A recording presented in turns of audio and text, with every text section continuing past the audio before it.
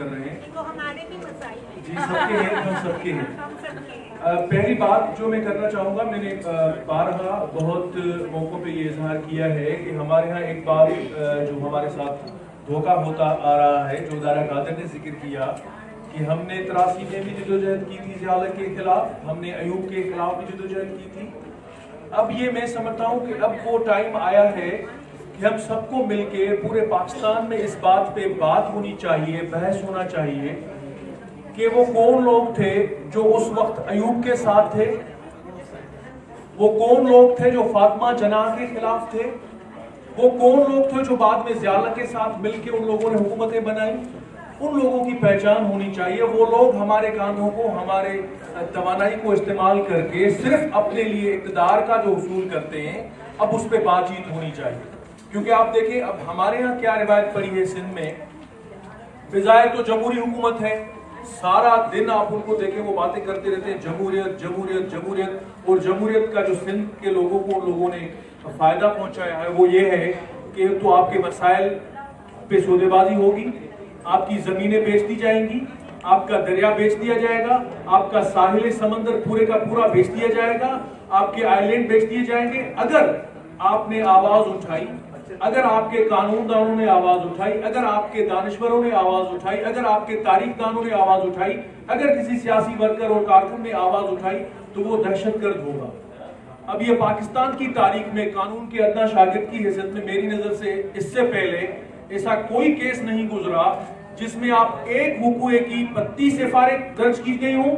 ایک وقوعہ 32 FIR، 50,000 سے زیادہ لوگوں کو ان FIR میں ان لوگوں نے گھسیٹ رکھا ہے، اور سندھ پولیس کو استعمال کرنے کے لیے ایک کھلا چیک، ایک کھلی چیک ان کے حوالے کر دی گئی ہے، جس کو چاہے سندھ کے جس کونے سے جس شہری کو چاہیں وہ گھسیٹ کے لائیں گے اور اس کو بولیں گے تم دہشت گرد ہو۔ تو یہ روایت پڑ گئی ہے سندھ میں، اور وہ فون کر رہا ہے، ہمارے ہاں الیکٹڈ ریپرزنٹیٹیوز ہیں جو دعویٰ کر رہے ہیں کہ وہ جمہوریت کے بانی ہیں، وہ جمہوریت کے لیے جدوجہد کرتے ہیں۔ تو ہم نے یہ جو عوامی تحریک نے آج کانفرنس کال کروائی، اس کی سب سے زیادہ اہم بات یہ تھی، ایک نقطہ یہ تھا کہ اب آئیں ان معاملات پہ ہم نظر کریں یہ کیا ہو رہا ہے ہمارے ساتھ۔ اور دوسری بات، میں گیا تھا 2 برس پہلے لاہور، ہم گئے تھے، وہاں بھی میں نے ذکر کیا تھا، آج میں دوبارہ وہ آپ کی توسط سے ریپیٹ کروں گا کہ اب یہ بھی فیصلہ ہونا چاہیے کہ پاکستان میں پچھلے 73-74 برسوں سے جو پالیسیاں جن لوگوں نے بھی بنائی ہیں، کیا ان کی پالیسیوں پہ ڈیبیٹ ہونی چاہیے کہ نہیں ہونی چاہیے؟ اس وقت جو پاکستان کی حالت ہے، اس وقت اگر آپ پاکستان سے باہر پاؤں نکال کے دیکھیں، کسی بھی ملک کی آپ ایئرپورٹ پہ اترے اور پاکستان کے پاسپورٹس کو کس نظر سے دیکھا جا رہا ہے اور اس کے کون ہے ذمہ دار؟ کن لوگوں کی پالیسیوں کی وجہ سے لاکھوں ہمارے شہری پورے پاکستان میں شہید ہوئے؟ کن لوگوں کی یہ پالیسیاں تھیں کہ وزیرستان میں لوگ شہید ہو رہے ہیں، KPK میں شہید ہو رہے ہیں، پنجاب میں اب وہ واقعات ہو رہے ہیں، یہ کن کی پالیسیاں تھیں؟ اس پہ بھی ڈیبیٹ ہونی چاہیے۔ وہ بھی اپنا موقف پیش کریں کہ آپ نے پچھلے 73 برسوں سے یہاں کے ایوب خان کی شکل میں، ضیالت کی شکل میں، مشرف کی شکل میں، یا اپنے من گھڑت جیسے ابھی ان دنوں جو جمہوری حکومت ہے، جس کو میں تو کہتا ہوں یہ ایک ہی سکے کے 2 سائڈز ہیں۔ کبھی کبھی وہ خود حضرات آ کے بیٹھ جاتے ہیں میرے اسلامی بھائیوں کہہ کے اور نعرہ لگا کے، کبھی کبھی لوگوں کو بٹھا دیتے ہیں جیسے اس وقت بٹھایا ہوا ہے، اور پوری پالیسیاں وہ چلا رہے ہیں۔ اس وقت جو پاکستان کی صورتحال ہے، اس وقت جو پاکستان کی GDP کا ریٹ ہے، اس وقت جو پاکستان کی معاشی تنگی کی صورتحال ہے، اس سب کے ذمہ دار میرے خیال میں، میرا یہ خیال ہے، اس کے ذمہ دار وہ لوگ ہیں جو کبھی کبھی اقتدار پہ خود آ کے بیٹھتے ہیں یا کبھی کبھی اقتدار کے پیچھے بیٹھ کے اپنے ڈمی پپٹس کو بٹھاتے ہیں۔ ان کی پالیسیوں کی وجہ سے یہ آج پاکستان کی صورتحال ہے۔ دوسری بات جیسے کلمتی صاحب نے ذکر کیا، میں تھوڑا سا آپ کے ساتھ شیئر کروں گا۔ پاکستان کی اور دنیا کی تاریخ کا یہ ایک عجیب کیس ہے۔ 4 مئی 2018 کو پاکستان کی سب سے بڑی جو عدالت ہے، اس نے تمام فریقین کا موقف سننے کے بعد، تمام کاغذات کو دیکھنے کے بعد یہ فیصلہ سنایا کہ یہ جو سودا ہوا ہے یہ پورے کا پورا سودا ہم کالعدم قرار دیتے ہیں۔ جو ٹرانزیکشن زمین کی ہوئی ہے سندھ حکومت سے، سندھ بورڈ آف ریونیو سے ملیر ڈیولپمنٹ اتھارٹی کی طرف، اور ملیر ڈیولپمنٹ اتھارٹی سے بحریہ ٹاؤن کے ساتھ جو زمین کا سودا ہوا ہے وہ پورا ہم کالعدم قرار دیتے ہیں۔ یہ ناقص سے ختم ہے۔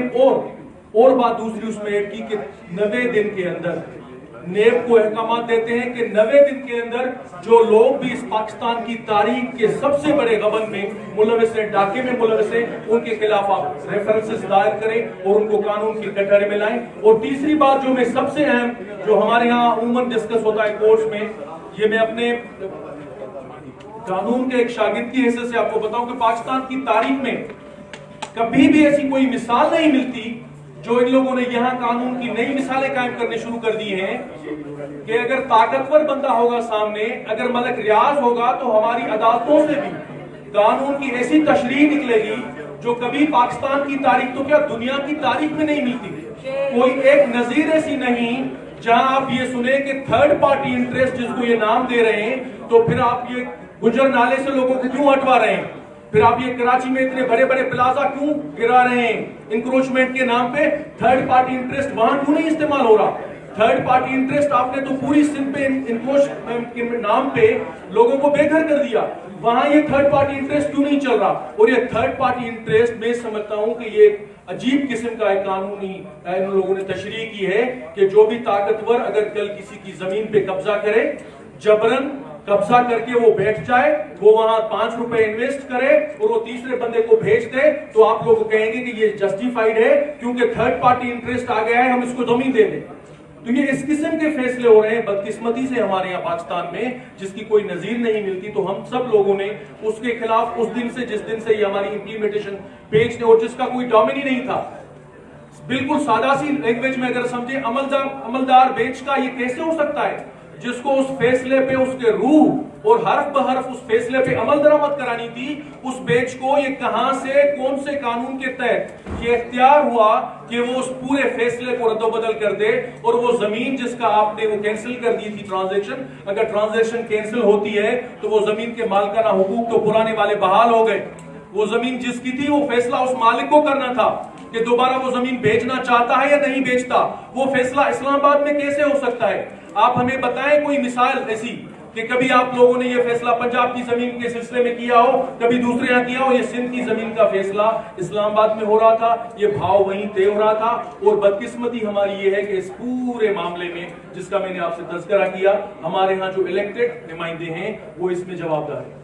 वो 4 मई 2018 का सुप्रीम कोर्ट का फैसला बता रहा है कि इस पूरे डाके में पाकिस्तान पीपल्स पार्टी मुलविस है, उनके जो आका है वो मुलविस है, और ये बात वो लोग कबूल भी कर रहे हैं। और अभी आपके सामने वो बात जो हमने आज से 3 बरस पहले की थी कि ये इस डाके में मुलविस है, वो बात आपके सामने आ गई कि सिंध की सीट से हमारे यहाँ जो सिंध से सेनेटर मुंतखब हुए हैं पीपल्स पार्टी के टिकट पे, और हमारे पाकिस्तान बार काउंसिल पे सिंध के वकला के वोट पे जो BBC में बैठे हैं, वो हजरत मौसूफ आ गए बहरिया टाउन की तरफ से उनकी नुमाइंदगी करने के लिए, और उन लोगों ने वो बात और ज्यादा साफ क्लियर कर दी कि कौन है इस पूरे डाके के पीछे। तो इस सिलसिले में आज हमने ये सेमिनार अरेंज किया है। हम चाहते हैं कि यहाँ आप सब लोग अपनी राय पेश करें और पाकिस्तान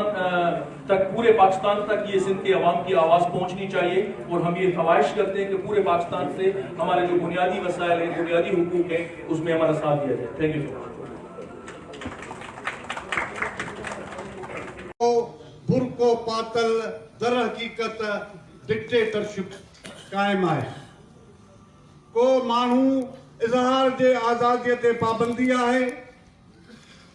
केडो भी केसा जुल्म थी वने तो मानू को मुजाहरो नथो करे सके, गालाए नथो सके। अखबारन ते पाबंदियूं, TV चैनल्स ते पाबंदियूं, सहाफ़ियन ते गद्दारिन जा केस था दाखिल थियन, सहाफ़ी कत्ल थियन था। अहिड़ी सूरत हाल में अवामी तहरीक कीअं ख़ामोश रहंदी? तव्हांखे ख़बर आहे त अवामी तहरीक पंहिंजे वजूद में अचण जे पहिरीं ॾींहं खां वठी अवामी तहरीक ऐं उनजो क़ाइद मोहतरम रसूल बख्श पलीजो साहब हर सिंध जो मसइलो हुजे, सिंध जे हक़नि जो मसइलो हुजे, मुल्क में मार्शल लॉ जी डिक्टेटरशिप जो मसइलो हुजे, सहाफ़ियन जे कलम ते पाबंदियुनि जो मसइलो हुजे, ऐं जेकॾहिं इंसाफ़ अदालतनि जी आज़ादी ऐं जजनि जी आज़ादी जो मसइलो हुजे त रसूल बख्श पलीजो हर मसइले ते अॻियनि सुफ़नि में हूंदो हो ऐं उनजी पार्टी उन रवायत ते हले थी, उन जे तइलीम ते हले थी, उन जे नुक़्ते नज़र ते हले थी। तव्हां ॾिठो त जॾहिं चौधरी साकिब निसार चयो त भाषा डैम ठाहियो वेंदो, तॾहिं अवामी तहरीक हुई जे 3 ॾींहं कराची प्रेस जे अॻियां हज़ारे माण्हू गॾु करे धरणो हुयो ऐं पोइ सॼी सिंध में डिविजनल सतह ते धरणा हुया। ऐं जॾहिं सिंध जे बेटनि खे वफ़ाक़ जे ॾियण जे हवाले सां फ़ैसिलो कयो, सिंध हुकूमत रज़ामंदी कई, तॾहिं बि अवामी तहरीक हुई जे 4 अक्टूबर ते हज़ारे सिंधियाणियूं गॾु करे कराची जे रोडनि ते पुरअमन मार्च कयो, पुरअमन जदोजहद कई। सो इहा सॼी सूरतहाल जे पेश नज़र अवामी तहरीक अॼु बि सम्झे थी त पाकिस्तान में जेके बि सियासी जदोजहदूं हेसि ताईं थींदियूं रहियूं आहिनि, ऐं पार्टी जा नाला नथो वठां, इहे दर हक़ीक़त इक़्तिदार जूं जदोजहदूं आहिनि, अवाम जे हक़नि ऐं जमहूरी जदोजहदूं न आहिनि। इक़्तिदार जी मुंतक़िली जदोजहदूं आहिनि। हिकिड़ी पार्टी चवंदी त हिन पार्टी खे इक़्तिदार मां लाहे असीं इक़्तिदार में अचूं, इन क़िस्म जी जदोजहद। तंहिं करे ज़रूरत हिन ॻाल्हि जी अवामी तहरीक सम्झे थी त सॼे मुल्क जा वतन दोस्त, जमहूरियत पसंद ऐं हक़ ऐं सच जा दाई माण्हू समूरा गॾु थियनि, सलाह मसरत थिए, ॻाल्हियूं मुहारियूं थियनि, असीं पाकिस्तान सतह ते को रोशन ख़्याल माण्हुनि जो, जमहूरियत पसंद माण्हुनि जो को असीं इत्तेहाद लाइ या उनकी सलाह मसरत लाइ अॻिते वधूं। इसलिए हमने सारे दोस्तों को, क्योंकि दोस्त कहते हैं कि यहाँ खालिद मकबूल साहब की दावाएं तो और कुछ हैं, ये हमारा सिंध है, ये कराची है, मगर क्योंकि हमारे इस सेमिनार में कुछ दोस्त वो भी हैं जो सिंधी नहीं समझते और प्रेस का मसला भी है, तो इसीलिए मैं उर्दू में थोड़ी सी बात करूंगा कि अवामी तहरीक अपनी शुरू से लेकर जो उनकी रवायत रही है ब्रेक थ्रू की, वो बरकरार रखते हुए हमने ये सेमिनार मुनक़्क़िद किया है ताकि हम सारे दोस्तों को इजहार ख्याल का मौका दें, उनके ख्यालात सुनें, हम उनको अपने ख्यालात सुनाएं। हम किसी नतीजे पर अगर आज नहीं पहुंच सकते तो भी हम एक कदम भी अगर बढ़ाने में कामयाब हुए तो ये हमारे लिए एक फतेह होगी। आप सबकी बहुत बड़ी मेहरबानी।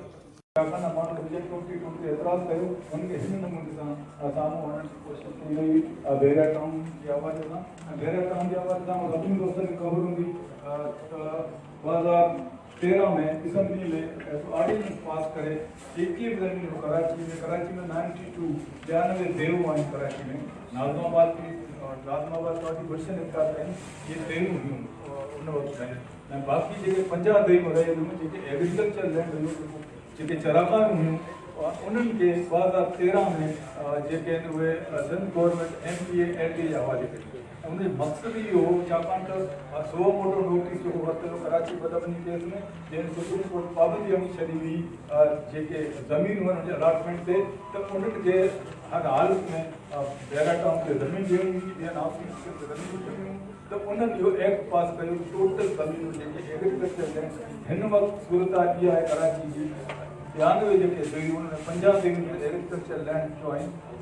जेके वाइल्ड लाइफ आहिनि, बेले खाते जी ज़मीनियूं आहिनि, उहे सभु जूं सभु ज़मीनूं हिन वक़्तु हाउसिंग स्कीम जे हवाले आहिनि। मतिलबु MPA LD जे हवाले 1 इंच ज़मीन जो हाणे एग्रीकल्चर जेका जी ज़मीन जेका कराची में कोन्हे, या हिन 2013 में हिन मंज़ूरी जो मक़सदु इहो हो त सॼे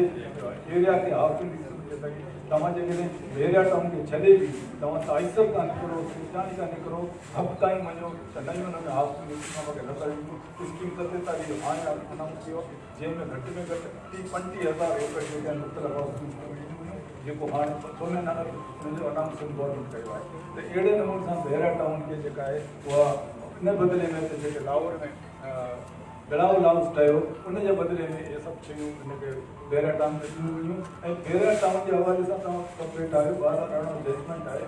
हींअर अवामी तहरीक जो सिंधी में तर्जुमो बि कयो आहे, ऐं तव्हां उनखे पढ़ी ॾिसो त सॼी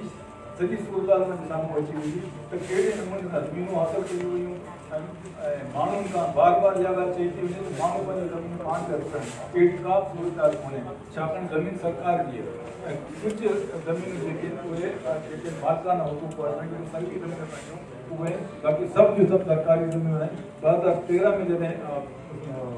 ऑर्डिनेंस पास थियो त उहा ज़मीन सरकार जी थी वई उहा ज़मीन MTA थी वई MTA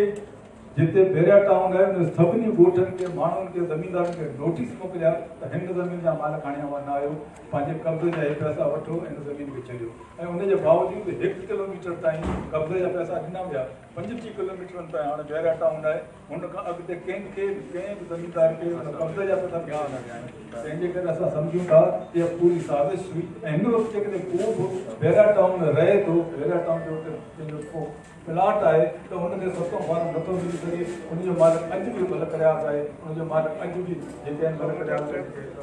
ख़ानदान जा माण्हू उहे माण्हू न कमी ऐं हिन वक़्तु सूरत इहा आहे त 25 खां मथे ॻोठ आहे 45,000 एकड़नि ते हाउसिंग स्कीम था ठाहियो हाउसिंग स्कीम जे लाइ को कब्रिस्तान कोन्हे हुन हाउसिंग स्कीम जे लाइ को कब्रिस्तान कोन्हे नथो 2018 जी असां ॻाल्हि था कयूं नए 2018 जी जंहिंमें सॼे हाउसिंग स्कीम खे गैर क़ानूनी करार ॾिनो वियो नेब जे तरफ़ां जेका इंक्वायरी थी असां सभु नेब जे साम्हूं पेश कयासीं ऐं हिनखे गैर क़ानूनी करार ॾिनो पोइ बारगेनिंग थी जेका अमल दरामदी बैंक जेका ठाही वई उनजे थ्रू हिनखे 16,800 एकड़ ज़मीन जेका अलाट कई हिन वक़्तु तव्हां गूगल ते तव्हां वेठा आहियो तव्हां सर्च करे ॾिसो था त 25,000 एकड़नि जो कमु हले पियो सिर्फ़ु कराची में असां जॾहिं जामशोरी में वञूं मोहन में जो कमु हले पियो ऐं छुपरायो खां तव्हां कमांडर सिटी जे वेझो अचो था त कमांडर सिटी वटि हिन वक़्तु बि तव्हां ॾिसो कमांडर सिटी जे पासे में हुते नथलबर्ग जेको टे आहे उन में 300 एकड़ जेके आहिनि उहे पंहिंजे ॿेड़े खाते ज़मीन 300 एकड़ उते तेज़ी सां जो कमु हले पियो ॿेड़े खाते जी ज़मीन ते ही कंहिं बि नमूने सां तव्हां कंसेशन नथा करे सघो लेकिन बावजूद बि हाणे मनसूबो इहो आहे त कमांडर सिटी खां वठी मथे मोल खां कराची हिननि खे मिलाइण जो मनसूबो आहे ऐं इहो मनसूबो हिते बंदि न कंदो हिन खां मूं अॼु खां 4 साल अॻु आर्टिकल लिखियो रिकमेंडेशन ॾिनी त हिन जो मनसूबो आहे गोरख ते कब्ज़े जो ऐं तव्हां ॾिसो जेको रस्तो वञे पियो उहो मोल ताईं कचो रस्तो ठाहियो ऐं सीधो हुनखे गोरख ताईं खणी वेंदो गोरख खां वठी हिन पासे सारो जबल जेको जुमशाही वठे उनजी सर्वे थी चुकी आहे तंहिंजे करे कोस्तान जी पूरी ज़मीन जेका आहे उहा मुख़्तलिफ़ हाउसिंग स्कीमुनि जे प्रयास जे हवाले सां मनसूबो आहे जीअं पेठी बंदर ताईं हिन पेठी बंदर ताईं को नओं शहर नओं सूबो नओं मुल्क ठाहिण जो जेको इरादो आहे हिननि जो ऐं जेको तव्हां ॾिसो था हिन ते कमु हले थो ऐं हितां खां बेरिया टाउन खां रस्तो वादर ताईं कढण जो इरादो रखनि था वादर में जेका सूरत डॉक्टर मालिक वेठो आहे उहा ॿुधाए सघंदो त वादर सिटी खां वठी गश्त ताईं इस्कॉन ऐं पंहिंजो पानवान ताईं हाउसिंग स्कीमुनि जो छा मूंखे बोर्ड नज़र ईंदा ईरान बॉर्डर ते ॾिसो था तव्हांखे बोर्ड नज़र ईंदा हिन जा इहो मनसूबो हुन सां कनेक्ट करण जो आहे मनसूबो ऐं पोइ हब जेको आहे उहो मर्कज़ हुननि ठाहे छॾियो हब खे तंहिंजे करे हब में ज़मीन तंहिंजे करे इहो मनसूबो सिंध ताईं महदूद न रहंदो इहो बलूचिस्तान खां वठी पेठी बंदर ताईं मनसूबो आहे हिन मनसूबे ते असां सभिनी खे जदोजहद करण जी ज़रूरत आहे जेके सियासी पार्टियूं आहिनि हिन वक़्तु सूरत आहे उहा हले थी इन करे तफ़सील सां घणा दोस्त वेठा आहिनि उन ते ॻाल्हाईंदा ऐं हाणे जेका ॻाल्हि हले पई अख़बारनि में त 8हों ज़िलो कराची हो बेरिया टाउन जे नाले सां जॾहिं एतिरा गॾा सम्झ में ॻाल्हि नथी अचे त गडाब जी आबादी एतिरी कोन्हे त कोई नओं ज़िलो छो पियो ठहे जॾहिं नओं ज़िलो ठाहियो इब्राहिम नगरी खां वठी रेडीमान गुलशन हली इहे वॾी आबादी वारा इलाइक़ा आहिनि उते ज़िले जी ॻाल्हि नथी थिए पर बेरिया टाउन ज़िले जी ॻाल्हि थिए पई इन में सॼे जामशोरे खे कटे में शामिलु कंदा ठठोरी में शामिलु कंदा जेको मुकमल तौर ते मदद करायो DHS जे हवाले ऐं हिन वक़्तु DC खां वठी अमलदार जेके सभु मदद कराया पैरोल ते हलनि पिया ख़ुदि गॾा पाणा जेके मिलनि पिया उहे सभु हुनजे हवाले आहिनि तव्हां ॾिसो ॾिठो कलेक्टिविटी जेको कोर्ट जो फ़ैसिलो थियो त अमीरकोट गुंदर खे चयो वियो पुराणनि जो केस हो त तव्हां FIR दाख़िल कयो हुनजो ठीकु आहे हुन FIR दाख़िल कंदो असांखे ख़बर पई बिल्कुलु गुंदर ग़रीब माण्हू करे न सघंदो हुनजे इहा ॻाल्हि सिर्फ़ु सोशल मीडिया में त कल्ह उनजे ॻोठ ते चढ़ाई कई वई, उतां ॿ माण्हू गिरफ़्तार कया विया, उतां सरकारी ज़मीन खे कब्ज़ो पिया कयो अमीर जो जे चवण ते, तंहिंजे करे हुननि दहशत केस दाख़िल कया विया। अहिड़े नमूने सां कंडे जे अमीर सां उहा ॻाल्हि थी। तंहिंजे करे सम्झण जी ॻाल्हि इहा आहे त इहा ॻाल्हि आउं बार बार जिते किथे चवंदो आहियां त माण्हुनि पंहिंजी ज़मीन भरे न आहिनि ॾिनियूं, माण्हुनि खे सरकारी ज़मीन ते कब्ज़ा कया आहिनि, उन कब्ज़े जे ख़िलाफ़ असां जदोजहद था करियूं। ऐं अॻिते ॿी जेका सूरत पैदा पई थिए त उहा इहा घणो असांखे चए थो त सिंधी माण्हू रहे थो, यार मां सिंधी माण्हू खे पका कयो, छा सिंधी माण्हू जेकॾहिं मुंहिंजे घर खे ठाहे पोइ सिंधी माण्हू रहिया उनखे आउं क़बूल करियां, या जेकॾहिं मुंहिंजे घर खे मुंहिंजे ज़मीन खे ठाहियो उते आउं सिंधी माण्हू विहारियो, सिंधी माण्हू ख़ामोश थिए, हू जेको दरबदर थिए पियो जंहिंजो रोज़गार करे छा हू सिंधी माण्हू न हुयो। तंहिंजे करे इन नमूने जूं ॻाल्हियूं करे जदोजहद खे माठार जे तरफ़ तंहिंजे करे आउं सम्झां थो हिन सेमिनार में असां जेके बि दोस्त वेठा आहियूं उहे वेतन जो मसइलो आहे डिंगी ते हिन वक़्तु ख़ामोशी आहे, लेकिन डिंगी ते अञा बि माण्हू नथा वञी सघनि, जेकॾहिं वञनि था त हुननि खे उते जोर से बोलिए, आवाज नहीं आ रही हम लोगों को। डिंगी जी सूरत हाल इहा आहे त हुते जो मां हिन वक़्तु बि माण्हू वञी नथा सघनि, कमु त न पियो थिए पर डिंगी ते माण्हू वञी नथा सघनि। ऐं भंडार ते